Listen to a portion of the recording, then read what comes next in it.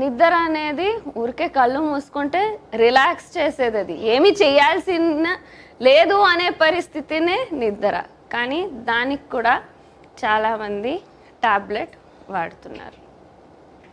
ఊపిరి తీసుకునేది మనకు తెలియకుండా జరగాల్సిన సహజ ప్రక్రియ. It should be so easy, ఇన్వాలంటరీగా జరగాల్సిండేది. కానీ ఇప్పుడు సిటీల్లో రోజు ఒక పఫ్ 2 పఫ్లు తీసుకోకుంటే ఊపిరి తీసుకునేది కష్టంగా ఉంది. ఎస్పెషలీ చిన్న పిల్లల్లో ఈ ప్రాబ్లం ఎక్కువ కనిపిస్తుంది. మూత్రం, యూరిన్ అదైనా ఈజీగా ఎలిమినేషన్ జరుగుతుందా?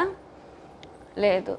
మూత్రం వెళ్ళాలంటే కొంతమందికి టాబ్లెట్ వేసుకోవాల్సి వస్తుంది, బ్లాక్ అయిపోతుంది, ప్యాసేజ్ బ్లాక్ ఉంది, దానికి డైలేటర్స్ వేసి తీయాల్సి వస్తుంది. లేకుంటే అర్ధ గంటకి వెళుతూనే ఉండాలి. 1 గంటకు ఒకసారి రాత్రి నిద్రపోలేము, నిద్ర లేచి బాత్రూమ్కి వెళుతూ ఉండాలి. లేకుంటే ఇంకా ఘోరమైన పరిస్థితి, ఒక ప్లాస్టిక్ బ్యాగ్ ఇక్కడ పక్కలో చిక్కించుకొని పైప్ వేసుకొని కంటిన్యూస్గా యూరిన్ పోతూ ఉంటుంది. ఇంకా వేరే కొందరికి ప్రాబ్లం, యూజువలీ లేడీస్కి వచ్చే ప్రాబ్లము కంట్రోల్ ఉండదు. అర్జెంట్ అయితే ఇంకా అలా వెళ్ళిపోవాలి, తట్టుకోలేము. లేకుంటే నవ్వుతే కొన్ని డ్రాప్స్ వెళ్తాయి, తుమ్మితే కొన్ని డ్రాప్స్ వెళ్తాయి, దగ్గుతే కొన్ని డ్రాప్స్ యూరిన్ ఎస్కేప్ అయిపోతూ ఉంటుంది.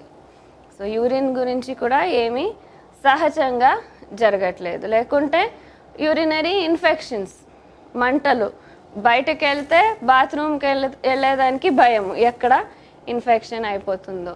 నీళ్ళే తాగట్లేదు, ఎందుకంటే యూరిన్ వెళ్ళాల్సి వస్తుంది, బయట వెళ్తే యూరిన్ వెళ్ళలేమని ఇంకా బాడీని డీహైడ్రేట్ చేసుకుంటున్నాం.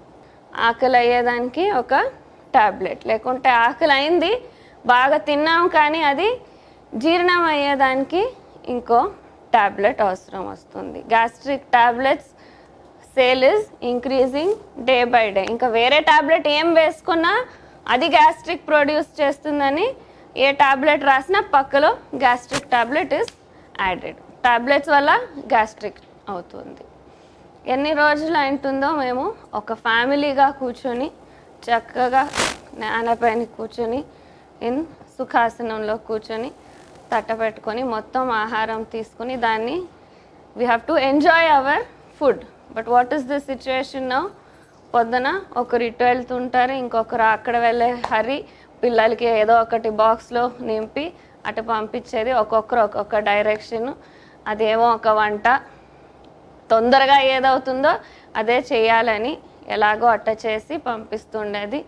మధ్యాహ్నము బాక్స్ తీసుకెళ్లే వాళ్ళు చాలా తక్కువ అయిపోయారు. బయట ఆఫీస్లోనే అన్నీ దొరుకుతున్నాయి, లేకుంటే ఫోన్లో ఆర్డర్ చేసి తెప్పించుకుంటాము. అది ఏం దొరుకుతుందో అది తింటాం. ఇంకా రాత్రి వచ్చి ఈ ట్రాఫిక్లో వచ్చి ఇంటికి వచ్చిన తర్వాత ఓపిక ఉండదు, అప్పుడు ఏదో ఒకటి తిని పడుకుంటున్నాం. ఒక proper complete meal as a family తిని దాన్ని ఎంజాయ్ చేసేలాంటి సిచ్యువేషన్ కూడా లేదు ఇప్పుడు.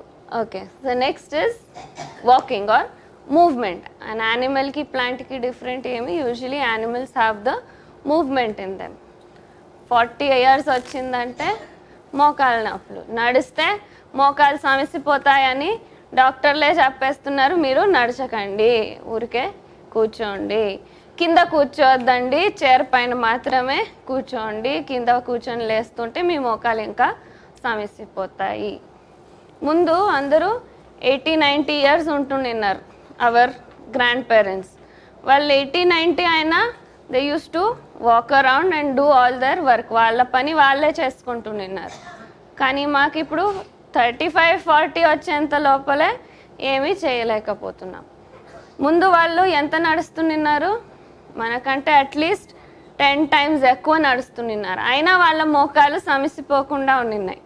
సో డాక్టర్ చెప్పిన వెంటనే మాకు అబ్బా, మేమందరూ వీఆర్ ఇన్బార్న్ లేజీ, సో నడచొద్దు అంటే సంతోషం, అలాగే కూర్చొనేస్తాం. కొంచెం ప్రాబ్లం ఉండేది, రోజు రోజు అది ఇంకా ఎక్కువనే అవుతుంది, కానీ ఎప్పటికీ సరిపోదు. సో వాకింగ్ కూడా ఒక పెద్ద ప్రాబ్లం అయిపోయింది. And lastly, one of the most important things, every organism, ప్రతి ఒక్క జీవి తన స్పీషీస్ కంటిన్యూ కావాలి అని చేసేది రీప్రొడక్షన్. మళ్ళా ముందు తరాల్ని పుట్టించేది. అదైనా సరిగ్గా జరుగుతుందా? లేదు.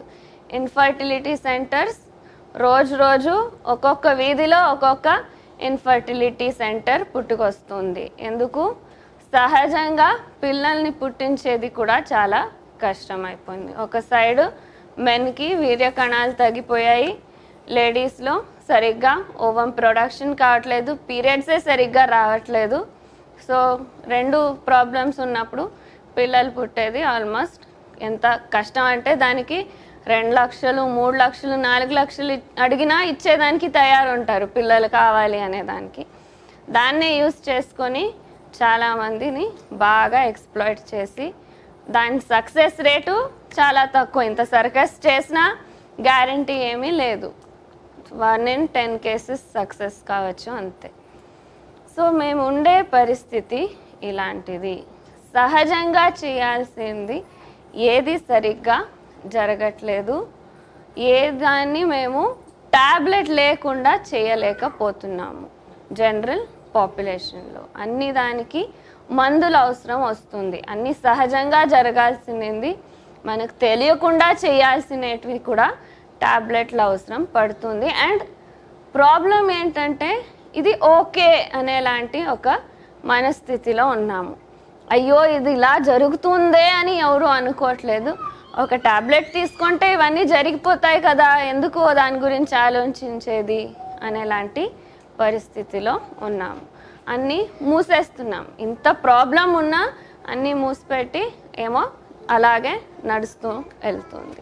దాని గురించి అందరూ చేరి మాట్లాడేదానికి కూడా రెడీ లేము. నాకు ఈ ప్రాబ్లం ఉంది, అయ్యో ఇంతమందికి ఈ ప్రాబ్లం ఉందే, ఎందుకు ఉంది, ఏం చెయ్యొచ్చు దీనికి అని ఎవరు ఆలోచించట్లేదు.